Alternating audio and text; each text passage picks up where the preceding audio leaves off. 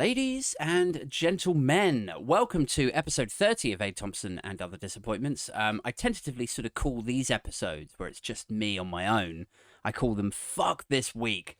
I don't know. I sort of feel like in the absence of having a guest on them, that really the way to fuel a show like this, the way to power a 45-minute or hour-long show of essentially a man talking to himself like a crazy person, is really just to look back at the news stories of the week and sort of muse over them, marvel at them, in fact. And because a lot of it is so negative at the moment, then that was the title that leapt to the forefront of my mind, was just, oh, fuck this. I should have called it Motherfuck This Week, really. But then I feel like if you were ever promoting this show, then Fuck This Week would be a little bit like risque, a bit, but still marketable. Like you could just asterisk out the U and the C, and like people would get it and it'd be a bit edgy, but Motherfuck This, I really feel like that would raise some eyebrows. Like if you were at a commissioning meeting and they were like, oh yeah, love the idea, Aid, love it. Yeah, I think there's a definite market for humorous, political, like looking back at the stories of the week that's never been done before, Aid. You're onto something here. Anyway, what was the title? Yeah, I thought I'd call it Motherfuck This Week. Well, no, that is a complete non-starter, you fucking idiot. So yeah, let's stick with Fuck This Week. So whenever you see Fuck This Week, basically in my podcast things, that means it is me talking to myself. It's just a cooler way of me saying I'm talking to myself for an hour, because that objectively that does not sound like a cool thing to say.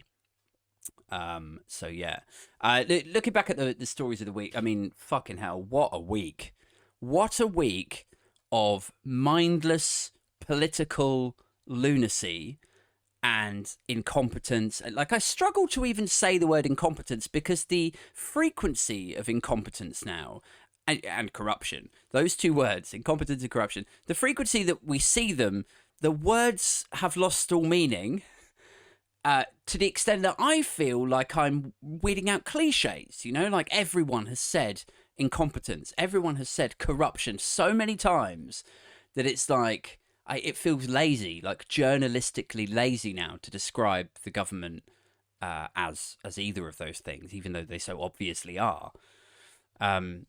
I mean, if we look back over the last week, what have we seen? We saw, I mean, obviously the hugest story was Afghanistan, the withdrawal from there.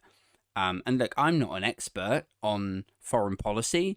I was aware that it was happening. I remember seeing the news stories and, Biden announcing that he was going to withdraw troops. And then I remember Boris Johnson saying that he was going to withdraw troops. And I remember thinking to myself, I guess it's job done then, is it? Like, I mean, I didn't really cast too much of a glance over the detail of it, and I don't suppose anyone. It doesn't sound like anybody fucking did, even in the upper echelons of power. So, who the fuck am I to dot the i's and cross the t's of it? The people in charge of it weren't even paying attention. So, who can blame me for not really getting really into the detail?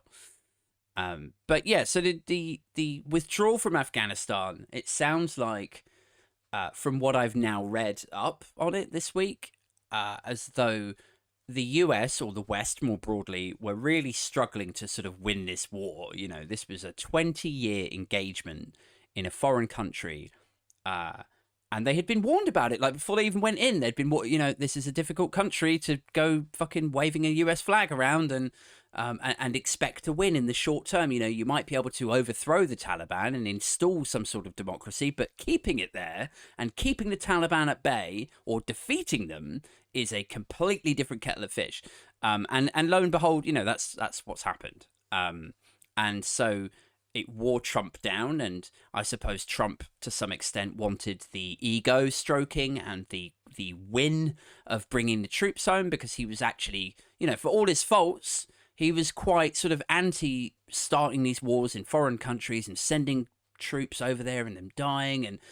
And so I think probably on the back of his, his aides, or whatever they're called over there, his supporting staff, was advised to start looking at making a deal with the Taliban. And within that deal, I mean, I haven't read the text of it, but from what I've read about what was was integrated into it, was essentially like releasing fucking like Taliban heads of the Taliban and soldiers from the Taliban as a sort of look, okay, you know, we're going to release these guys, and we're going to do this and this, and you know, but then we're going to start to withdraw our troops, and please be nice. And, you know, it was a sort of nice way of getting the troops home, ending the engagement, and sort of, I suppose to some extent, trying to civilize the Taliban, trying to sort of say, look, we're going to leave, we're going to let you guys out, just, you know, hold fire, just chill out. And then what it sounds like, again, from what I've read, is that over the last year, while these releases have been happening and while this deal has been thrashed out, the defense services, sorry, my words are all over the place tonight.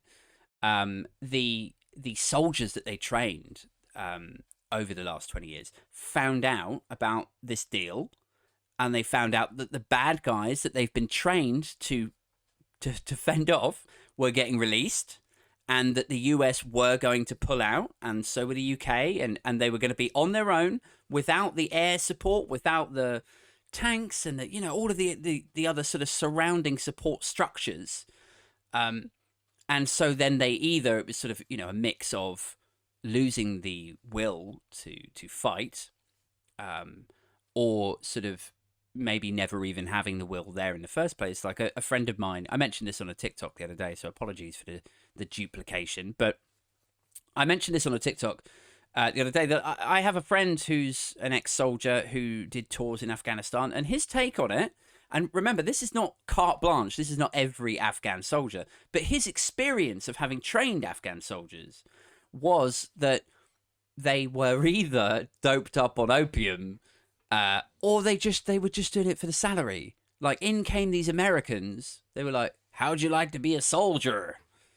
And these kids were like, yeah, all right. You gonna pay me? Yeah, man. Yeah, you could earn like $500 a month to be a soldier. Here's your gun. You be a soldier. We'll give you this check. And then, you know, lo and behold, when the US tanks left and this deal was signed, you know, these same kids are like, oh, what? Like, you're going? Where's? I'm like, oh, okay. Well, I'll just put the gun down. Fuck it. You know, like, you could sort of understand why it kind of all fell to pieces. And then the third pillar of this that I read about this week was that in the time that the Taliban were doing this deal, and that slowly, you know, releases were being talked about, and defense was being sort of dismantled, I suppose, to some extent by the West. In that time, bribes were going around, and, you know, this will all come out in the wash, I'm sure, but that bribes were coming from the Taliban to various farmers, various sort of villagers, and, you know, townspeople and whatever, to basically say, look, we're going to make a run for the capital. We're going to take over this whole shit. So when we do, here is $1,000. That's going to, could you just look the other way? Is that okay? $1,000. Yeah. All right, cool. Sweet. So then they had this whole route to all of these cities planned out and coordinated. Like, I took the piss last week when all of this was unfolding. I was like, how fucked is it that the Taliban appear more coordinated and organized than Boris Johnson's fucking government? Like, could you imagine Boris Johnson taking over 10 cities in the space of a week? Like, I cannot imagine that happening. They would fuck it up. They'd get the names of the cities wrong. They'd march into the wrong fucking place. Then they'd fumble around and, you know, loads of bluster. Oh, well, you know, they do sound the same. Maidenhead and Maidstone. They do sound pretty much. Okay, roll back, boys, roll back. You know, 6 months in, they'd still be in the same fucking place because they would have done so many U-turns. They'd just be in a circle for 6 months. And, yeah, I don't know. Like, if Boris Johnson was in charge of taking over 10 cities in like 10 days, it would be like every city would be a sort of chaotic mess of unplanned pregnancies and fucking cycle schemes, like, and shit bridges, you know? It would just be. So yeah, we're in a situation now where the Taliban are looking more coordinated, organised and professional than our own domestic government. So that's great. Well done, Britain. So yeah, so off the back of all of this unfolding, obviously there was a lot of concern around refugees, and this always comes back to bite us in the sense that the right wing of the right wing, if you like, the far right of the conservative movement in the United Kingdom are always very gung-ho about going into places. Like, they love to dress themselves up as some sort of global military authority. They're always like, there's always this attitude of like, if there's something in Iraq or there's something in Afghanistan or Libya or, take your fucking pick. We're always like, yep, come on, guys, stand back. The Brits are here. We're right there alongside the US, desperate to be seen as this sort of, world leader of military professionalism. And I'm sure to some extent we are very professional and we do know what we're doing. But the shit that we're bad at is at the tail end of these engagements is when we have to clean up, when we have to actually take some fucking responsibility for the mess that we've created. And we saw it with Libya, and now we're seeing it with Afghanistan. We were there for 20 years trying to sort it out, trying to do this, trying to do that. And through some sort of intelligence failure or analysis failure or just impatience or financial challenge, I don't know what the reason is, really, that we pulled out. But for whatever reason, we've just fucked off and left it in complete chaos. And now, here's the weird thing. It's the same right wing of the conservative movement in the United Kingdom who are now like, yeah, well, fuck the refugees. Yeah, well, fuck them. Let them sort their own country. Do you know what I mean? Like, it's sort of, we plow into these places, waving our Union Jack and talking all this, blighty, red arrows, fucking blitz spirit nonsense. We're the Brits, guys. Come on, we'll handle this. We know what we're doing. And then on the flip side of it, once we've created chaos, and there is undoubtedly going to be hundreds of thousands, if not millions, of refugees from a situation that we've created, then we're like, oh, no, bloody refugees. No, I can't stand them. Fucking hate them. Why can't they sort their own country out? Like, because you've just fucked it up, dummy. Like, what the fuck? It's so weird. It's like this complete disconnect, this inability to see things as a sort of cyclical scenario, for want of a better word. Like, you create some chaos. It creates refugees. Refugees turn up in the English Channel trying to get in. You make it harder for people to claim asylum, more illegals go across the channel and try to get in. Like, it's not a difficult equation to wrap your head around, but it's one that seems to baffle and frustrate people. And then it becomes a question of like, well, okay, are you too stupid to understand the equation that I'm talking about? Like, war equals refugees, or are you just pretending that you don't understand?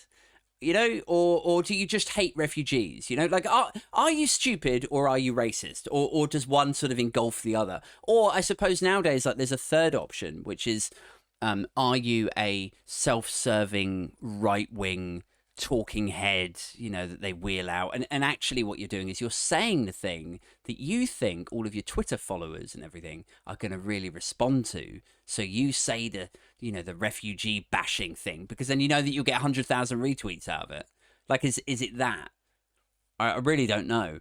I'd love to just sit down in a psychologist's chair and just really drill into people like, Julia Hartley-Brewer and Darren Grimes and fucking Nigel Farage. Like, do they really believe this shit, or is it all a grift? Because it's really, like, it seems like a blurry line, I think. It's like, I don't think you can be an intelligent person and not understand war equals refugee, like the consequences of your actions. But then that sort of goes back to the mask shit, doesn't it? It's like, there's a consequence to not wearing a mask. There's a consequence to not having a vaccine.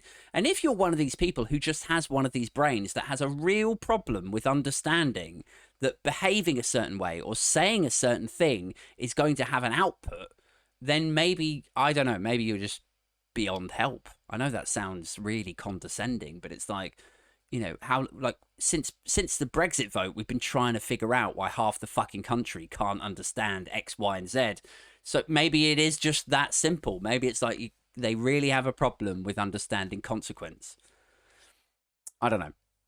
Anyway, so this situation in Afghanistan, the output of that was there was suddenly a lot of refugee like pre-hate, right? So normally in situations of political unrest and political volatility, when the boats start coming, when the asylum seekers begin to appear, then you get fucking Nigel Farage in a dinghy out there policing the channel, right?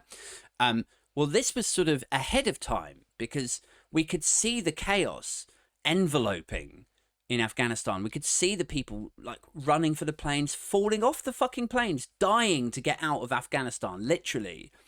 And rather than having any compassion or questioning the government or trying to make sense of the withdrawal process, the first thing that came out of people like Nigel Farage's mouth was fear mongering about asylum seekers and about what our responsibilities should really be with these individuals coming across the channel and blah blah blah. It's like sort of ahead of time prejudice against refugees who haven't even fucking ended up here yet.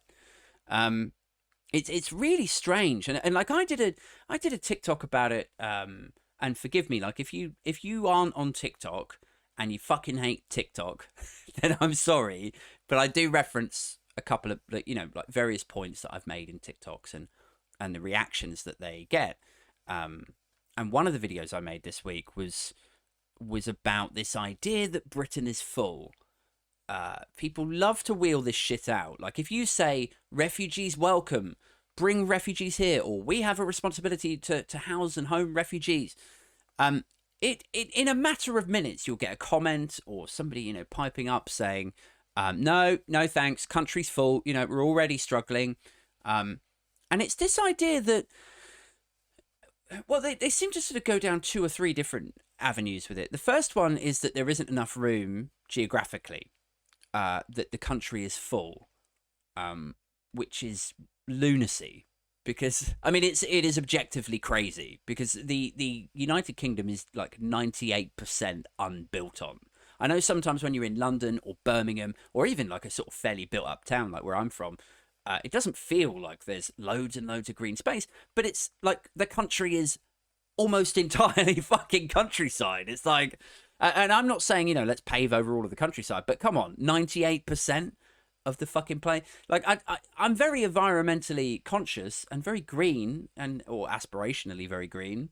But come on, 98%. Could we take it down to 90 and just house everyone? Give everyone a home? Is that too idealistic? I don't know. But when we say Britain is full, geographically speaking, is just an untruth. It is at best someone who's misinformed, and at worst somebody who's just outright lying to project some reason to not give desperate people a hand. So there's that, and then there's this idea that Britain is full or sort of at breaking point, which sort of goes back to public services. So if we look at hospitals, if we look at NHS waiting times, if we look at schools, like over bloated classrooms, if you try to get an appointment at an NHS dentist and the state of the roads and bin collections going down to once every fortnight in some parts of the country, like all of this sort of idea of Britain declining and getting shitter because it's already just bloated and brimming with people. And I'm always a bit fascinated by this, because if you look at public services, right, pan out a little bit, and how are they funded? They come from that money comes from tax.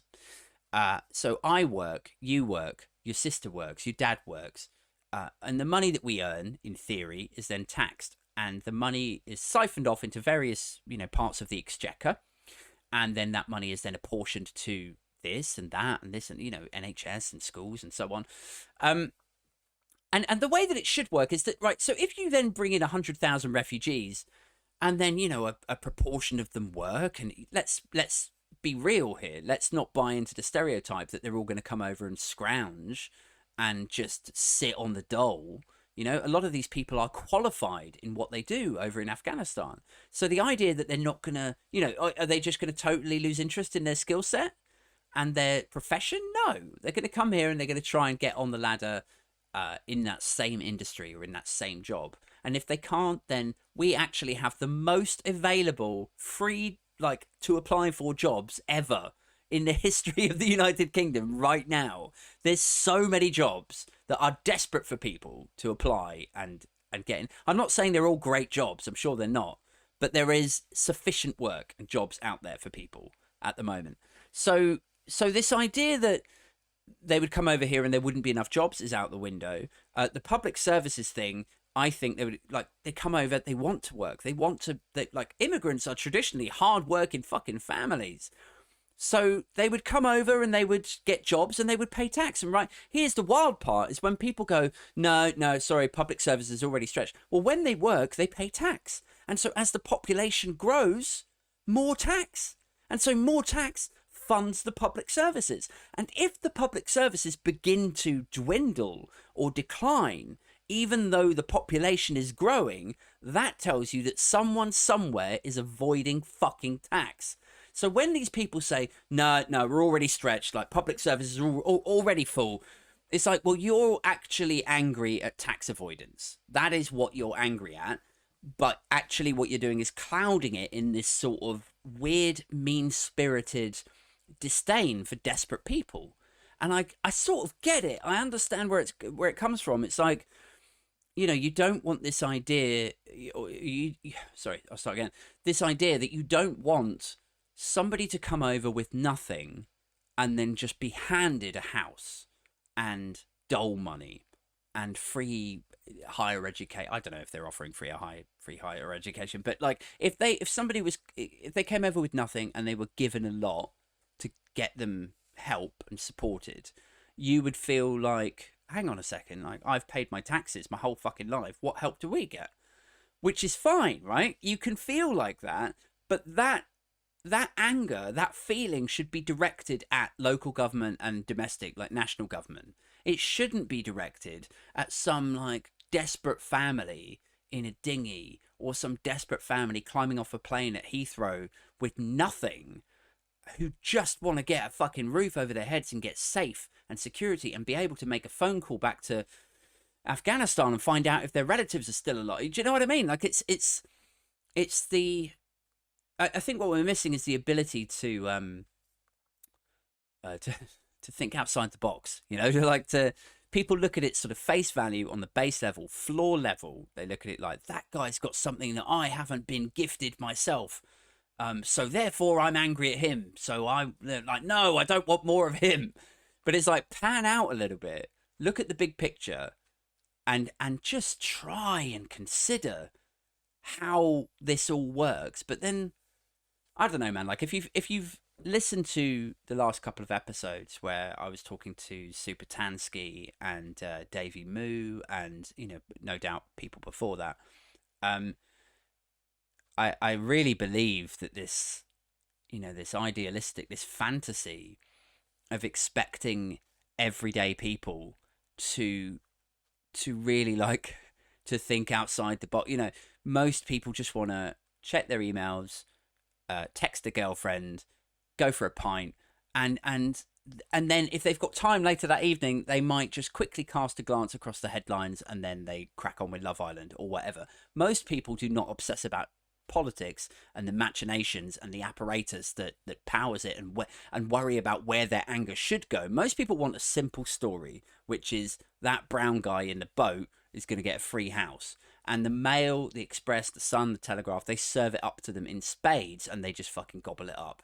And I guess that's the problem, really, is like, you know, I can sit here all night talking to myself, ranting away about how people just have to think and be a bit more considered about these but ultimately we're fucking doomed. That's that's the spoiler. Is like every week I'm asking you to come back and listen to more episodes of this, but really I think, you know, I would be doing you a disservice, myself a disservice, if I didn't just admit right now up front everything is fucked and it always will be. So there is no hope. So yeah, let's move on. We've talked a bit about Afghanistan there. The one of the sort of ripple effects, if you like, of the Afghanistan disaster was Dominic Raab, and Dominic Raab has become a sort of scapegoat for the whole thing, because it is objectively a terrible news story to see a country just implode and turn to chaos and revert to its earlier sort of, regressive, shit, closed-minded version of itself. And so people are, they see that happening. They see it's a humiliation and a disaster for the military, and they see that women and girls' rights are being taken away, and they see the images and the video of, people climbing onto a plane and then falling off when the plane takes off and dying. And this is a horrific news story, and people need a bad guy. People need to hate something and apportion the blame. And who better to fucking shoulder that blame than the Foreign Secretary of the British government, who was on holiday and uncontactable, refused to take phone calls by all accounts, because he didn't want to be disturbed on his holiday while Afghanistan was imploding. And this is a guy, I mean, this has been wheeled out a few times now, but this is what struck me as truly astounding about this was, when somebody says something and then 6 months later they behave in a way that completely contradicts what they said. Well, you could never get a more perfect example than the quote of Dominic Raab about sort of 6 or 7 years ago saying about British people, who was like, the British are amongst the worst idlers in the world. That was what he said about his own people. The British are amongst the worst idlers in the world. They only care about pop music and football, or it was something along those lines. But the first part of that is word for word what he said, that everyone in Britain is an idler, basically. And then here he is on arguably the most important day of his career as Foreign Secretary, sat on a beach on his fucking deck chair, drinking margaritas or doing whatever the fuck it is he does on his holiday. And then even after Afghanistan was sort of, already imploding in that sort of inception collapse kind of scene phase, he was still, not on the news, not answering questions, just go. Like, I was tweeting about it going like, has anyone seen him? Has anyone seen our Foreign Secretary on this most important days of his career? Like, no, is he in the gym? He's in the fucking gym, isn't it? Like, because he's such a fucking gym fanatic. I don't know if you guys caught that story. I think it was a couple of years ago now, maybe slightly less, where one of his old civil servant, like aides, was, I think she sued him for unfair dismissal. And one of the things that came out in the tribunal or the case or whatever it was that he refused to have his hour and a quarter in the gym reduced. Like, this poor girl tried to book him in for a meeting, some important meeting with so-and-so. And so she just pulled his gym appointment back by like 15 minutes. She was like, yeah, I've had to reduce your gym session by 15. And apparently he exploded at her. He was, and like, if you look at Dominic Raab, you see that vein on the side of his head, and he's got like big sort of, murdery rapist eyes. I'm not saying he's a rapist, but like he's got an intense look about him. He's got, like, if somebody said Dominic Raab was arrested this morning and police are currently searching for 5 bodies of young women, like, you wouldn't be that surprised, would you? He has a hateful, violent look to him, and he has an NDA. Like, somebody was suing him or like launching a court case or something, and his employer I think it was when he was in the civil service or somewhere within government, but before he was a cabinet minister, his department paid for the NDA to be like wrapped around this allegation. Nobody knows what it was. I don't know if he beat the shit out of someone or sexually assaulted someone, or like, nobody knows what it is apart from him and this girl and presumably a few lawyers. But so yeah, like, I definitely get some sort of murderously, yeah, there's a vibe to him for sure. Super Tansky was like, it worries me that if Johnson does go, that Raab might end up, because he's quite a sort of, traditionally handsome looking man, and that will play well with people. I'm like, I just think he's too angry and hateable. Like, if you met him in the pub, this is my my test for whoever I think is going to win the next election, is, do they pass the beer test? Would you sit and have a beer with this person? Do they seem like they'd be Obama wasn't like a laugh a minute, but you felt like he was a good guy that you could sit and have a beer with. Mitt Romney, not so much, Theresa May and Jeremy Corbyn, both insufferable, and yeah, neither one of them wins the beer test. But I don't think either one of them won an election, did they? She had to do the bung with the DUP, so maybe that's right. So the beer test still endures in that situation.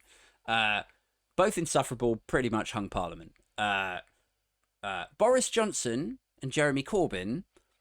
I think, for all his faults, Boris Johnson, you'd probably enjoy a beer with him more, even though he's murderously incompetent and very hateable for his behaviour and his arrogance.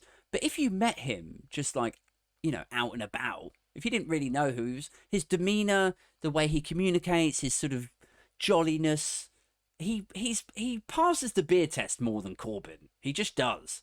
And I don't think Raab does, and I don't think Patel does. I think people like Rishi Sunak and maybe Johnny Mercer, or maybe, I'm trying to think who else. I don't think Gove does either. They're so devoid of likeable people. Because here's the thing, it's like, that cabinet is comprised entirely of Brexiters.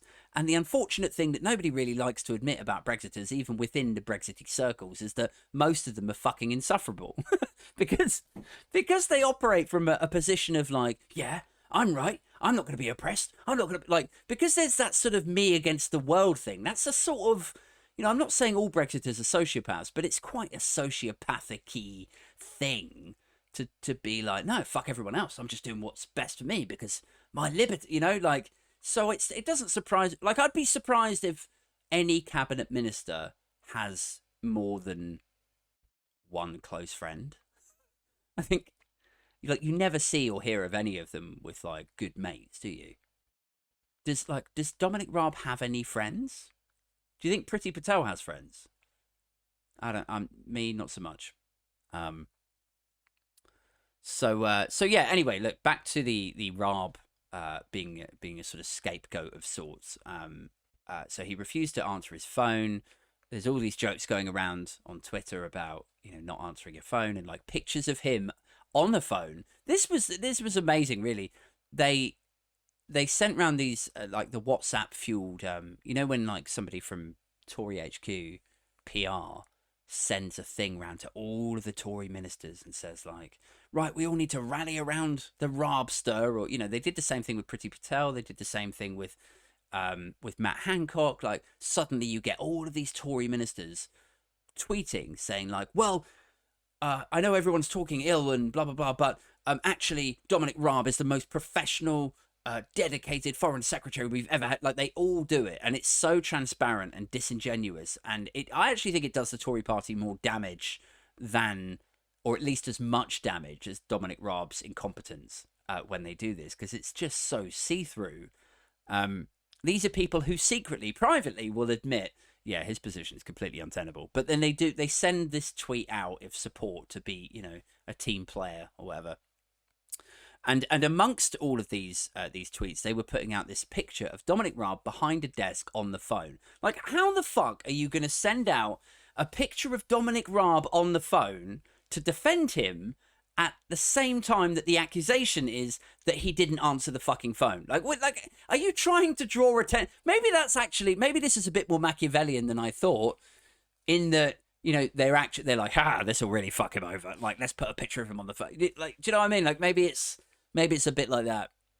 But anyway, he's clinging on, at the time of recording this, he's clinging on to his job.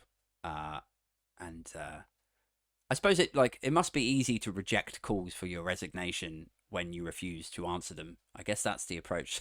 he's got, like, Johnson's phoning him like, Raab, we really need to talk about your future. About I've got an exciting role opened up as ambassador in Hong Kong. I think you'd be really good at it. And Rob's just sat there like, I'm not fucking picking that phone call up. I'll wait for him to get bored. Wait for him to get a new PA that takes his eye off his phone for a second. Fat horny prick.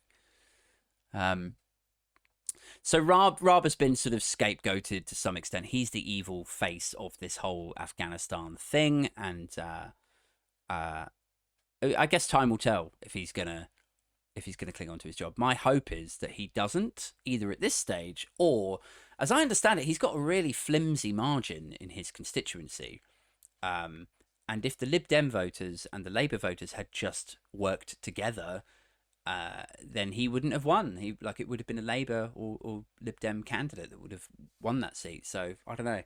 It's another tick in the list of reasons to look at progressive alliances and for Labour and Lib Dem and Greens to actually look at this in a sort of mature way, in a way that we can actually win and unseat Tories, rather than no. I think we'll definitely stand candidates in that area, split the vote, and then let the Tories in. That seems like a smart move, yeah. Fucking bellends. The last story I want to talk about tonight is it's not really politics. It's more to do with fintech, which is financial technology, if you're unfamiliar, and capitalism. So I suppose there is a political lean to it, but it's around this platform OnlyFans. Now I don't know who fucking listens to this podcast. So if first off the bat, straight off the bat, sorry, I'll say I'll give you a quick description of what OnlyFans is. But secondly, if you do want to let me know that you listen to this, then please do tweet at me. It's at Aid Thompson, because wow, oh Jesus, where did that come from? Because I'm really sorry about that. That literally came out of nowhere. Because I don't know who listens to this, and it's nice to know the sort of demographics and numbers and everything, and I get a small inkling of who's listening and how many are subscribing. But it's really great to get people tweeting and saying hello. So please do so. But yeah, just going back to the description of OnlyFans, right, and fintech, right. So fintech is finance technology, and OnlyFans sort of fits into that world only in the sense that that they take payments. So what the platform does, quick description would be helpful. It's like a sort of a Netflix for pornography, right? So girls usually, or young women will create a profile on OnlyFans, and it will look like, MySpace or Facebook, and it'll have a picture of them, and then they'll have their content on there. They'll have video and images and if you pay, $7 a month or $20 a month, you then get access to this explicit content or these, pornographic images. And you might think to yourself, well, the internet's got fucking how much pornography on it already? I don't need to pay that. But I'm not a pornographer, and I watch a healthy amount of porn, but I'm not an expert on, the controls and the pros and the cons of paid for platforms, etc. But I can tell you that OnlyFans has actually been monstrously successful. I haven't ventured into that corner of the internet myself, but a lot of people do, and there's been documentaries made about this, about how women who found their career opportunities frustrated had found financial success and security by creating OnlyFans profiles. So they had tried to do X, they had tried to do Y, and eventually they figured that, maybe they've got a couple of kids by this point, that actually if they just upload a new video every day of them stroking their own feet, that there are tens of thousands of men out there who will pay fucking $5 a month to watch you stroke your feet.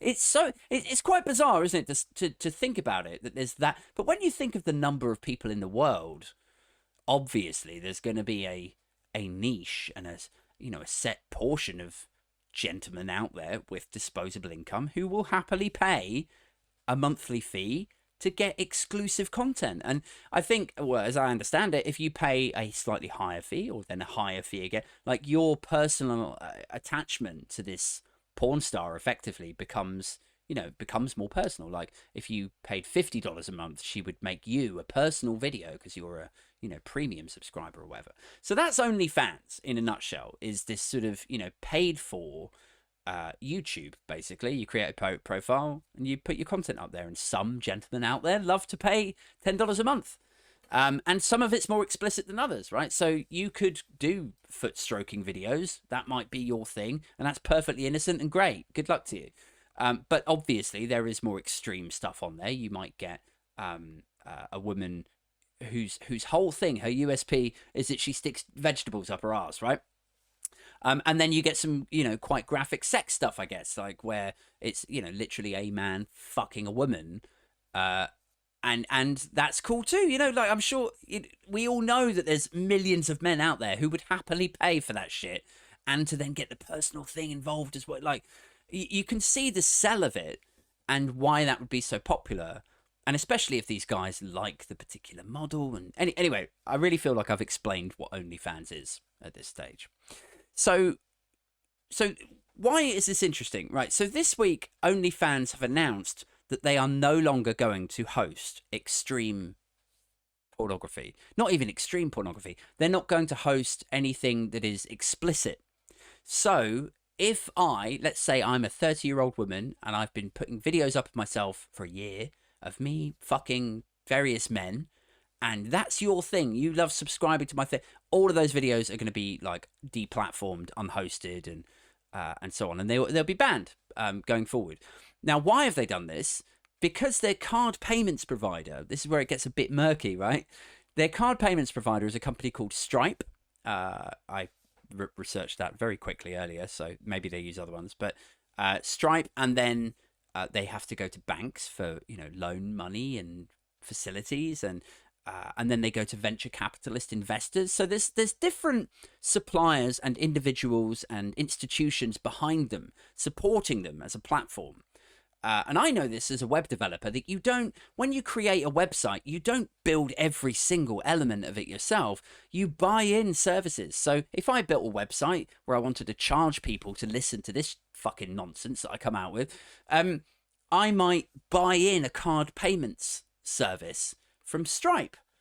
And it's up to Stripe if they want to be associated with me. Now, 99 times out of 100, they're going to be like, yeah, cool, love this, we're fine with it. But that one time out of 100, they might say, we can't do business with this company because it goes against our values. Okay? That's the important bit. So these card payments companies and banks and investors are essentially pulling the rug on OnlyFans and saying, we can't work with you if you're hosting explicit adult content like pornography. If you're hosting videos of girls getting fucked in the face and the arse, that's against our values. We can't do that.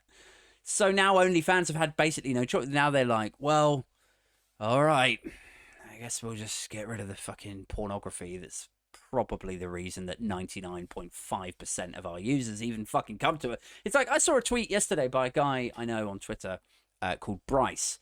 I knew him from back in the Vine days, back in that social network Vine. And he put a tweet out about it saying, Cheese Factory announces it is no longer making cheese, or something like that. I'm sure he articulated it in a way funnier way than I did. But that's essentially what it is. Like, their USP was that they would, these women would go on there, produce their own content, and if you're a man that's into it, you subscribe to it. Now, a huge amount of that, and a huge amount of the internet in general, obviously, is explicit pornography. So if they're announcing that then they're sunsetting, if you like, the explicit pornography angle of OnlyFans, then I would hazard a guess, I'd speculate wildly, and I'm not into sex work and the economics behind it, but I would imagine that that's going to cut off a lot of their revenue, and something else will spring up to replace it. And it's sort of, I tell you what, it's interesting to me. It's not particularly surprising that these companies say that goes against our values, but it does surprise me that they would be willing to distance themselves from a company that they're making money from. Because like we live in a capitalist society, and I'm not an anti-capitalist. I think capitalism has done some great things, or at least I'm led to believe it's done some great things the world over, and lifted people out of poverty and so on. And God knows I'm fucking supportive of, if you're an enterprising person and a bit entrepreneurial and dedicated and hardworking, and you work hard on your idea and get it out there, then God bless you. Like, go make some money, make a success of yourself. I think it's weird though when companies say, we don't want to work with this company because what they do in their company is against our company's value. Like, by all means, police your own company and say, well, our name is Stripe Payments and we're against adult content. Well, don't make adult content then. If that's like, what the fuck is it? It's none of your business. Like, we're buying in the third-party payment system from you. You get a cut of the payments. What's the fucking problem? Well, goes against our value. Like, it always amazes me that these values are paraded around as though there's sort of, it's like a nice to have little easy marketing story to tell people. Like, yeah, we've got values at Stripe Payments, and we're gonna distance ourselves from adult content. I'm struggling with the accent a bit. In fact, I don't know why I'm doing an American accent. The guys that run it are Irish billionaires. But it's like it goes against their values, and then like the next week, I'm not saying this about Stripe Payments. I'm just saying, like, typically what you see in these situations is that they're all about their values, their fluffy values and shit. And then you find out next week somebody within the organization, or the broader the like parent company, like somebody there will be fucking over everyone, like laundering money for a South American drug cartel. This is not a unique situation. Like, we all read stories. Like, if they were struggling to work with a bank whose values aligned with their fucking adult content, they should have just gone to HSBC. Like, HSBC have had to admit that they've laundered money for the fucking drug cartels. So how the fuck are they going to say, yeah, your dodgy, your porn videos are against our value? Really? Are they? What, you found your morals? Yeah, no, we found them now. Yeah, we can't do adult content. Right, okay. Weren't you laundering fucking drug money for murderous cartels last week? Yeah, we were. Yeah, but that's a nice yacht you got over there. Yeah, it is. I just just fancied getting away for a bit. I bet you fucking did. You fucking crooked. Like, these people love to moralize about, their values. We've got our values in this corporation, and we live by them. We breathe these values, and we can't be seen to be producing or supporting you producing adult content. Like, weren't you the guys that financed Pedophile Island? No, that was. Are you sure? Or was that Deutsche Bank? I think that was Deutsche. And like, but they're all the same. They all either fund the Trumps or finance Pedophile Island, or they funnel drug money, or they're involved in some sort of like sanctions evading scandal with Russia. Like, they stink to high heaven. So then it's like an easy story for them to tell, to say like, oh yeah, never mind about that. Here's 4 bullet points for some values, on some ambiguous values. What are your values? Diversity, hard work, doing the right thing, and good. That's the last one. I always forget the last one. It's just good. Just goodness. We're all about good. I don't know. It's like tokenism, isn't it, really? That's what it is. It's watered down tokenism, where it's akin to like a sort of, bloated, fat, red-cheeked insurance executive who gives 50 quid to the church collection. He's like, yeah, I'm a good person. Why? Well, because I gave 50 quid to the church. Oh, great. Cool. Okay. When did you last pay tax? I don't want to talk about that. It was 20 years. 20 years without paying tax. Yeah, but let's just not talk about it. Like, you know what I mean? It's like, it's tokenism of, here's our bullet points of our values, but when it actually comes down to it, doing the right thing, the good, the, conscientiousness, and, like, positivity, like, all of that's out the window. It's like, yeah, I'll funnel your fucking and launder your money for you. How much? 3 billion. Yeah, cool, man. I'll take a cut. See you later. It's it's pretty gross, really. It's fun to, like, I'm sure Enron had values. Is that too an extreme of an example? I'm sure if you worked at Enron in like 2001, then there was probably like, slick pamphlets being handed out saying like, you work at Enron, we're the good guys. And all the other sort of slick shit that I've just gone through, like good and do the right thing. Like, I don't want to labour the point, but Enron would have had values. these are our corporate value. And then fucking how did that work out? Didn't like the CFO run off with $250 million of like of pension? I mean, it's not funny, but it's like, what else can you do? These people are so fucking gross. It's like, anyway.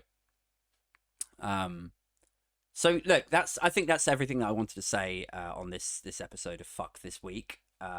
Thank you very much for sitting with me and listening to a man talk to himself for an hour. I hope it's been in some way interesting. If you are listening and you've made it this far, please do send me a tweet. I'll be back tomorrow night. That's Saturday night, because I'm recording this ahead of time. But Saturday night, live streaming with John Left of the Countryside. We're going to be chatting, no doubt, about a few of the same topics. And oh yeah, that's right. We're going to talk about incels and the Plymouth murders. So be sure to catch that, and that will be going out as a podcast on iTunes and Spotify on Sunday. So until then, thank you very much for joining me, and don't forget to do like and subscribe and all that shit that people always say at the end of the podcast and stuff. And cheers.